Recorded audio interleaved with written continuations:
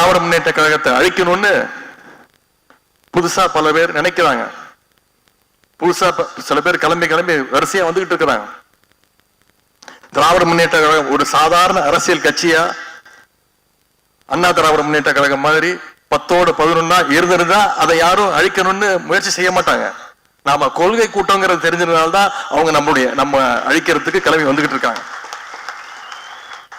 குறிப்பா பாசிச சக்திகள் நம்முடைய கொள்கை கூட்டத்தை கை வச்சு பார்க்க முயற்சிக்கிறாங்க.